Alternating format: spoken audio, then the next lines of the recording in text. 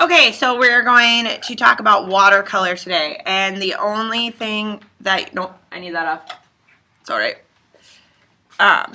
The only thing that you need is a palette, a watercolor brush, which is in the drawer that says watercolor brushes, a water thing, which you can get underneath the sinks, and then some black watercolor, which will be sitting on my desk.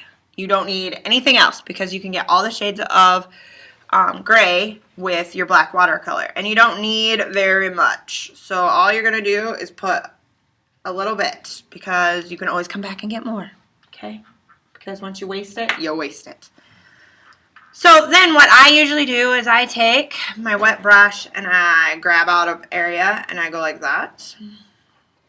And I add some more water to it. Now, if I wanted you to use it straight out of the tube and I didn't want it transparent, I would tell you to use water, or I would tell you to use acrylic paint. However, acrylic paint and watercolor, the difference between them, besides the actual pigment, is the fact that one is opaque and one is transparent. Acrylic is opaque, watercolor is transparent. So you want to be able to see the paper through it. I know that's hard to think. I've been drilling it into you to not see the paper, but now we're gonna be able to see the paper. So again, the same way with watercolors as anything else, you can achieve different values by adding more. Water will get lighter. Adding more layers on the paper will get darker. Okay, you can take your watercolor straight from here, or you can wet your paper and do a wet on wet, which will kind of make it bleed and be even lighter. And then I start from light to dark. So I'll do all my lightest areas and then I'll add more pigment to it to get it a little darker. I'll test my area and then I'll start painting again. So that way I can layer things. I can get things darker if I need to again, but I can never get things lighter. Okay, that's kind of the way watercolors works. If you mess up, you can try blotting with a sponge or with a paper towel, but you really can't lighten up watercolor very well. You can darken it up, but you really can't lighten it up. So I'm going to do a little area here just to show you what I'm talking about. I always test the color on a scrap sheet of paper before I apply it, so that way I know. So I'm just going to go, I want just a little bit more. I'm going to go over and I'm going to kind of wash my entire area because I like to layer my colors. So I kind of wash the entire area with my lightest color first. That's pretty light. So I'm going to add some more pigment to it. Now I'm going to start adding areas. Now I'm not going to be able to get extremely detailed. It's just not the way it goes. You don't want to add too much water because you'll put a hole in this paper because it's not watercolor paper. It's not thick. It can't like absorb the water the way it should. You can get details after it dries though, right? Yeah, you could go back in and do details with like your watercolor pencils if you wanted to.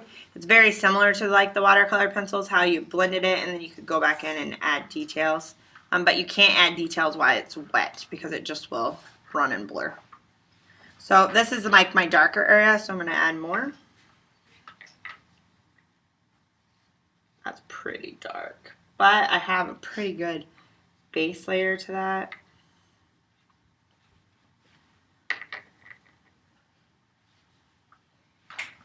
And you can tell, see how dark this is without the water applied?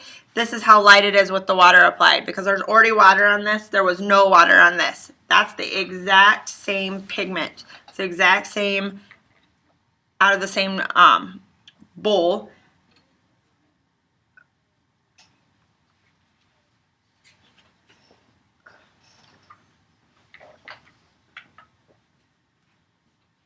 I know it's the darkest where the two bowls touch.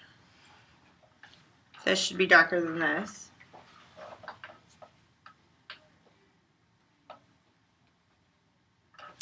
Now I would take a paper towel and blot this excess water because it would drive me insane, but I forgot to grab a paper towel. You may want to keep a paper towel on hand. Mr. Boki, my assistant over here, is bringing me a paper towel so I can blot a little bit because this is pooling and I hate pooling water. But notice how the pigment can also be pulled away.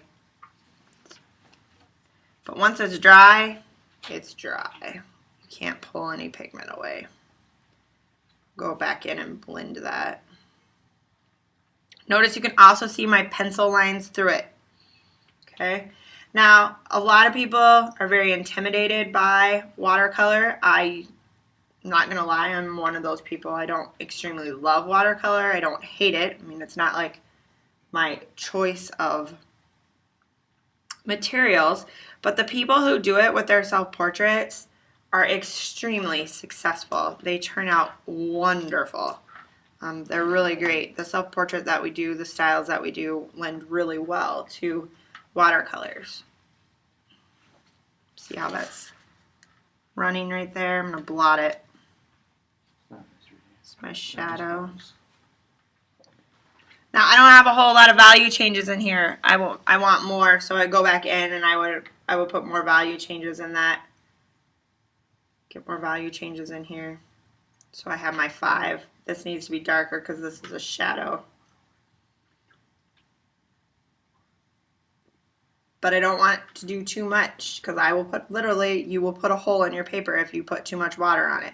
So be really careful. Don't be afraid to let it dry and then add more to it if you want to darken things up, because on screen this doesn't look extremely great. Live it looks a whole lot better, but it's still I don't want to add too much because I'll start muddying it up. So I'll let this dry and then I'll go back in and do more to it. Okay, so that is how you use watercolors. It's, like I said, it's kind of getting to get muddied up here in this area. I'll go up into this area and continue that. So that is watercolors in a nutshell.